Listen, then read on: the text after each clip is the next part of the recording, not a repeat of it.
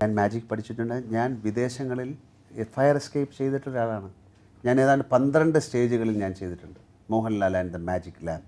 അന്നത്തെ ഏറ്റവും ആദ്യമായിട്ട് മിഡിൽ ഈസ്റ്റിലെ ലേസർ ഷോ ഞങ്ങളാണ് ചെയ്തത്. എന്ന് പറഞ്ഞാൽ അന്ന് ഇംഗ്ലണ്ടിൽ നിന്ന് 2 സായിപ്പന്മാർ വന്ന, അന്ന് ഇങ്ങനെയൊന്നുമല്ല, വലിയ 1 ടൺ ഐസ് നമ്മുടെ സ്റ്റേജിൻ്റെ പുറകിലിട്ടിട്ട് അതിലൂടെയാണ് ഈ ലേസർ കടത്തി വിടുന്നത്. കാര്യം ഭയങ്കര ചൂടാണ്. അതിനെ പിന്നെ കണ്ണാടികൾ വെച്ച് റിഫ്ലക്റ്റ് ചെയ്തിട്ട് എന്നെ സ്റ്റേജിൽ വെച്ച് കത്തിക്കും. എന്നിട്ട് ഞാൻ ആൾക്കാരുടെ ഇടയിൽ അപ്പിയർ ചെയ്തിട്ട് പാട്ട് പാടും. It's again A performance. ഞാൻ തീർച്ചയായിട്ടും മുതുകാടുമായിട്ട് എനിക്ക് നല്ല ബന്ധമാണ്. ഇത് ഞാൻ മരിച്ചു പോകും എന്നൊന്നുമല്ല, അത് തീർച്ചയായിട്ടും നമ്മുടെ സ്കില്ലാണ്. എനിക്കത് ചെയ്യാൻ പറ്റും എന്ന് എനിക്കും അദ്ദേഹത്തിനും ബോധമുള്ളതുകൊണ്ടാണ് ചെയ്യുന്നത്. പിന്നെ ചുമ്മാതെ ചെയ്യാൻ പോയതൊന്നുമല്ല.